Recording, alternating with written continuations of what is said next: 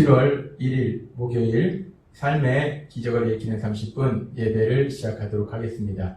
하나님께서 오늘 우리 주신 말씀은 사무엘상 22장 6절에서 8절까지 말씀입니다. 이 말씀 제가 봉독하도록 하겠습니다. 사울이 다윗과 그와 함께 있는 사람들이 나타났다 함을 들으니라. 그때 사울이 기브아 높은 곳에서 손에 단창을 들고 에셀나무 아래에 앉았고 모든 신하들은 그의 곁에 섰더니 사울이 곁에 선 신하들에게 이르되 너희 베냐민 사람들아 들으라. 이새의 아들이 너희에게 각기 밭과 포도원을 주며 너희를 천부장 백부장을 삼겠느냐. 너희가 다 공모하여 나를 대적하며 내 아들이 이새의 아들과 맹약하였을 때 내게 고발하는 자가 하나도 없고 나를 위하여 슬퍼하거나 내 아들이 내 신하를 선동하여 오늘이라도 매복하였다가 나를 치려하는 것을 내게 알리는 자가 하나도 없도다 하니. 아멘. 오늘도 이 시간 하나님께서 우리에게 주신 말씀을 듣기 전에 잠시 기도할 시간 갖도록 하겠습니다. 하나님 아버지 감사합니다. 오늘도 저희를 사랑하셔서 이 땅을 창조하신 하나님, 이 온 세상을 다스리신 하나님, 저희를 만나주시고 저희에게 말씀하여 주시니 감사합니다. 하나님 아버지, 오늘도 하나님이 주시는 말씀을 통해서 연약하고 어리석은 저희를 사랑하시는 하나님의 그 놀라우신 사랑을 다시 한번 기억하게 하시고 믿게 하시고 그 믿음을 통해서 세상을 담대하게 살아가는 저희가 될 수 있도록 은혜 베풀어 주옵소서. 예수님의 이름으로 감사하며 기도드리옵나이다. 아멘. 하나님께서 어제도 우리에게 말씀해 주셨듯이 믿음의 사람 다윗은 정말 순종하기 힘든 하나님의 말씀임에도 불구하고 자신을 죽이려고 하는 그 사울이 기다리고 있는, 사울이 자신을 찾고 있는 그 유다 땅으로 다윗이 돌아갑니다. 그리고 그렇게 다윗이 다시 유다 땅으로 돌아갔을 때 사무엘상 22장 6절은 이렇게 말씀합니다. 사울이 다윗과 그와 함께 있는 사람들이 나타났다함을 들으니라 라고 말합니다. 사울이 다윗이 다시 유다 땅으로 돌아왔다는 소식을 들었다는 거예요. 그런데 여기서 이 사울이 다윗이 유다 땅으로 다시 돌아왔다는 소식을 들은 것은 그냥 우연히 소문에 의해서 듣게 된 것이 아니라 사울은 계속해서 다윗을 죽이려고 했고 그렇기 때문에 계속해서 다윗의 행방을 쫓았습니다. 그래서 사람을 여기저기 보내서 다윗이 어디 있는지 찾아라 라고 계속 사람을 보내서 찾는 과정 가운데 다윗이 유다 땅으로 특별히 헤레스폴로 다시 돌아온 것을 알게 됐다는 거예요. 이렇게 사울이 자신이 보낸 사람들을 통해서 결국은 다윗이 다시 유다 땅으로 돌아오게 된 것을 알게 되었을 때 그 사울의 반응이 어떤가? 다윗의 행방을 계속해서 쫓았던 그 사울이 다시 다윗이 유다 땅으로 들어온 것을 알게 되었을 때 그 사울의 반응에 대해서 성경은 계속해서 이렇게 말씀합니다. 사무엘상 22장 7절과 8절 말씀. 사울이 곁에 선 신하들에게 이르되 너희 베냐민 사람들아 들으라. 이 사울이 속한 지파가 베냐민 지파입니다. 그러니까 자기가 속한 그 베냐민 지파 사람들을 어떤 그 자기가 다스리는 데 있어서 높은 자리에 앉혔을 거예요. 그러면서 말합니다. 이새의 아들이 너희에게 각기 밭과 포도원을 주며 너희를 천부장 백부장을 삼겠느냐. 너희는 베냐민 지파고 이새의 아들 다윗은 유다 지파인데 베냐민 지파인 너희들에게 나처럼 이렇게 어떤 높은 자리를 주겠느냐 라고 사울이 말합니다. 그러면서 22장 8절에 이렇게 말씀합니다. 너희가 다 공모하여 나를 대적하며. 지금 신하들 향해서 뭐라고 하냐면 너희가 다 짜고서 나를 대적한다, 나를 죽이려 한다 라고 사울이 얘기해요. 그러면서 내 아들이 이새의 아들과 맹약하였을 때 내게 고발하는 자가 하나도 없고 이 다윗과 요나단이 굳게 서로 맹세하고 그런 부분에 대해서 아무도 신하들이 자기한테 얘기해 주는 사람이 없다는 거예요. 그러면서 나를 위하여 슬퍼하거나 그렇게 신하들이 다 나를 대적하고 아들도 내 대적인 다윗과 함께 약속하고 맹약하고 그런데 그렇게 불쌍한 나를 위해서 슬퍼하는 사람이 하나도 없다. 나를 불쌍히 여기는 사람이 하나도 없다. 나를 생각하는 사람이 하나도 없다. 라고 사울이 말합니다. 그러면서 더 나아가서 내 아들이 내 신하를 선동하여 오늘이라도 매복하였다가 나를 치려하는 것을 내게 알리는 자가 하나도 없도다. 내 아들이 지금 나를 죽이려고 하는데 신하들과 죽이려고 하는데 아무도 나한테 알려준 신하가 없다라고 지금 사울이 말합니다. 사울은 지금 뭐라고 말하냐면 사울의 신하들도 자신을 죽이려 하고 자신의 아들조차도 자신을 죽이려 한다라고 말하고 있습니다. 자신 주변에 있는 모든 사람들이 자신을 죽이는 적이다 라고 지금 사울이 말하고 있어요. 이 악한 영에 사로잡힌 사울, 이 악한 영에 사로잡힌 사울은 자신의 생각 그리고 그 자신의 부정적인 상상으로 인해서 모든 사람들, 자신의 주변에 있는 모든 사람들이 자신을 죽이려는 적으로 간주를 합니다. 근데 사울의 이런 모습은 여기서 멈추지 않고 더 나아가서 사무엘상 22장 13절은 이렇게 말씀합니다. 사울이 그에게 이르되 내가 어찌하여 이새의 아들과 공모하여 나를 대적하여 그에게 떡과 칼을 주고 그를 위하여 하나님께 물어서 그에게 오늘이라도 매복하였다가 나를 치게 하려 하였느냐 하니, 지금 이 사울의 말은 다윗에게 진설병 떡을 주었고 또 골리앗에 칼을 주었던 제사장 아히멜렉, 노베에 있던 제사장 아히멜렉을 사울이 불러서 지금 묻는 거예요. 네가 어찌해서 이새 아들과 공모해서 다윗과 공모해서 나를 대적한다, 나를 죽이려 한다 라는 겁니다. 그래서 오늘이라도 매복하여 나를 치게 한다. 이건 뭐냐면 다윗이 지금 헤레스폴에 숨어 있는데 다윗은 사울을 피해서 숨어 있는 건데 다윗은 사울을 피해서 헤레스폴에 숨어 있는 겁니다. 근데 사울은 그것이 자신을 죽이려고 숨어서 지키고 있는 거다, 매복하고 있는 거다 라고 그 사실을 왜곡한다는 거예요. 혼자서 상상한다는 겁니다.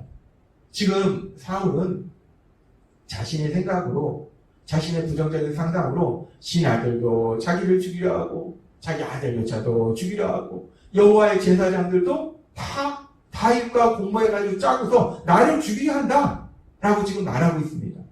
근데 이 사울이 이렇게 혼자서 자신의 생각, 자신의 부정적인 상상의 날을 펴는 것까지는 꼭 그럴 수 있는데, 근데 문제는 사울은 이것이 자신이 생각하고 자신이 상상한 건데 그것이 사실이다라고 믿었다는 거예요.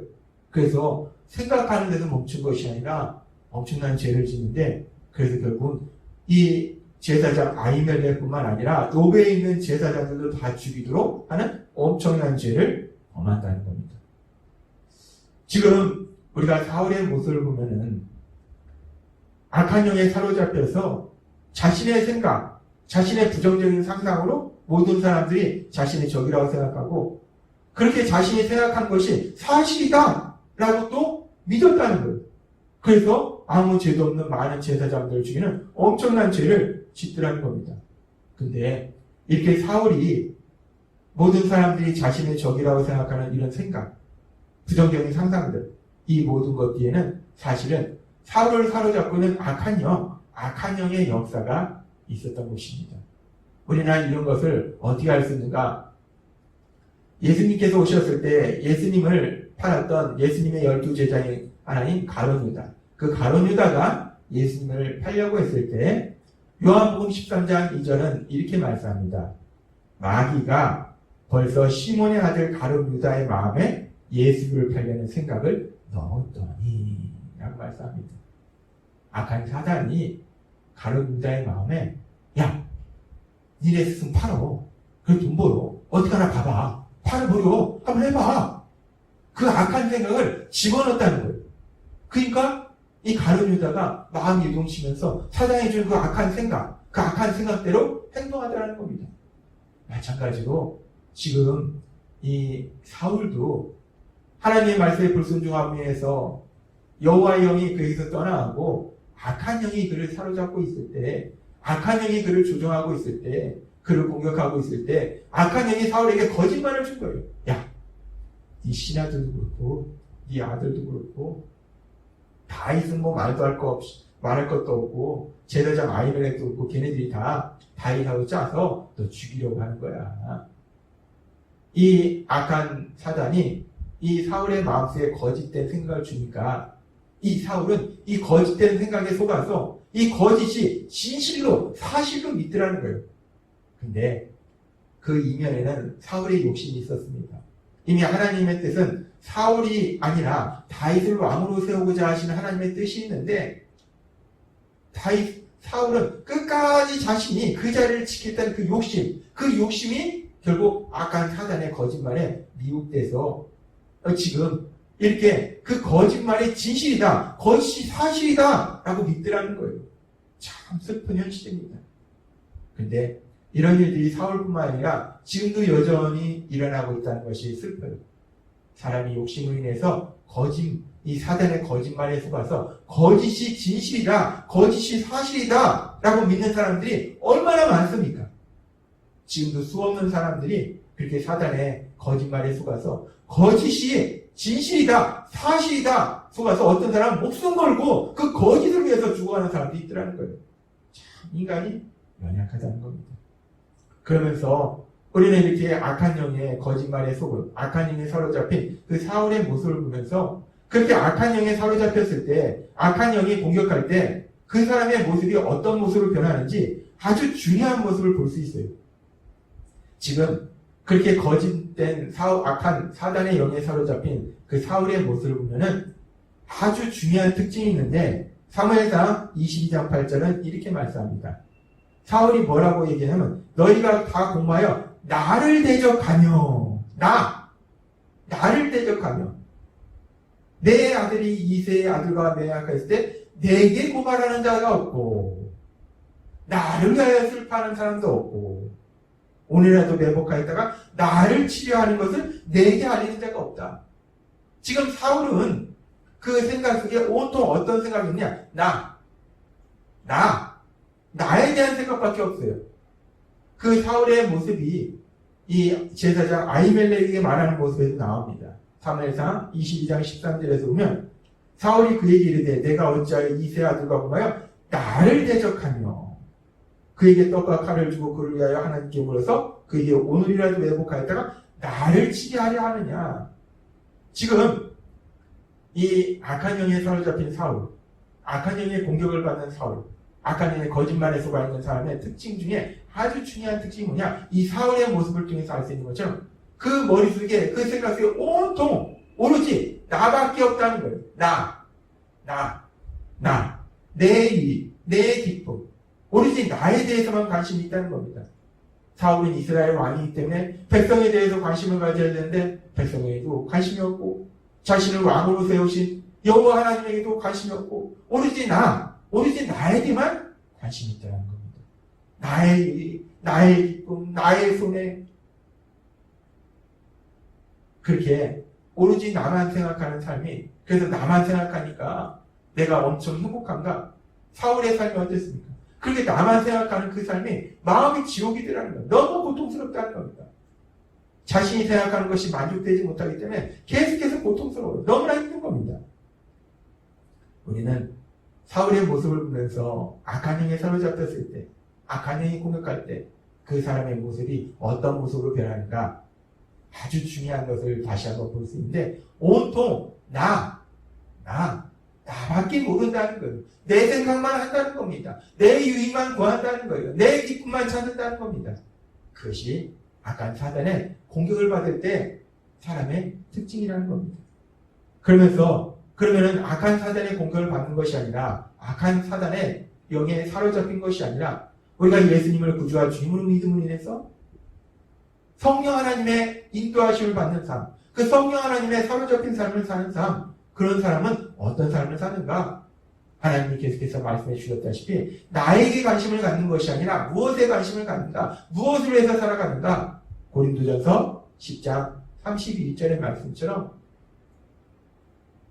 하나님의 영광, 오로지 그 하나님의 영광, 하나님을 어떻게 기쁘시게 해드릴까? 어떻게 하나님의 영광을 나타낼까? 그 하나님의 영광이 머릿속에 가득하다는 겁니다.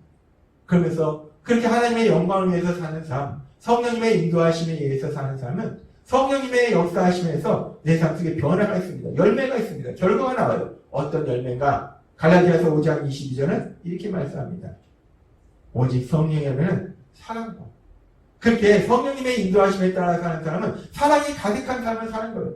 내가 다른 사람을 사랑하고 다른 사람도 나를 사랑하고 그렇게 사랑이 가득한 그러니까 사랑이 가득하니까 어떻습니까? 희락, 기쁨이 넘쳐요. 화평, 다른 사람들과 평화로운 관계를 유지합니다. 아름다운 관계를 유지해요. 기쁘고 행복한 삶을 산다는 겁니다. 하나님은 오늘 이스라엘의 왕이었던 사울, 하나님의 영이 떠나고 악한 영이 사로잡은 그 사울의 그 모습을 통해서 악한 영에 사로잡혔을 때, 악한 영이 공격할 때 어떤 모습을 보이는가 우리에게 다시 한번 생각하게 하십니다. 악한 영이 공격할 때 오로지 내 생각만 한다는 거예요. 오로지 나라는 거예요. 온통 내 머릿속에 내 기쁨, 내 유익, 내가 손해보지 않나. 오로지 나만 생각한다는 거예요. 근데 그런 삶은 고통스럽다는 겁니다. 그 마음이 지옥이라는 거예요. 그러면서 하나님이 오늘 우리에게 다시 한번 생각하게 하십니다. 그러면 나는 지금 하루를 살아가면서 내 머릿속에 무엇에 대해서 생각하고 있는가?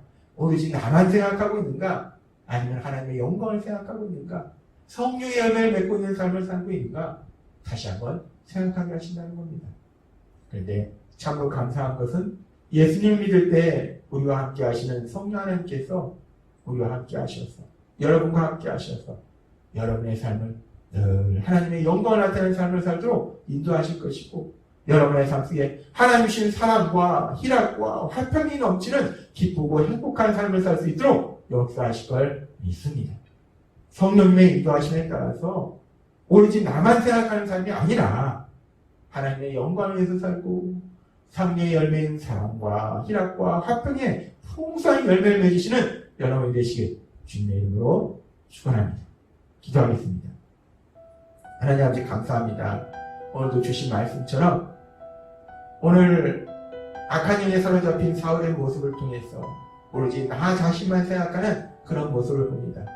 그러면서 우리 자신의 모습을 돌아보면서 우리는 성령 하나님의 인도하심에 따라서 오로지 나만 생각하는 것이 아니라 하나님의 영광을 생각하고 성령의 열매를 맺는 기쁘고 행복한 삶을 살아가는 저희가 될 수 있도록 은혜를 부어주옵소서. 예수님의 이름으로 감사하며 기도드리옵나이다. 아멘. 이 시간도 하나님께서 우리에게 주신 말씀을 묵상하면서 조용히 기도하는 시간 갖도록 하겠습니다.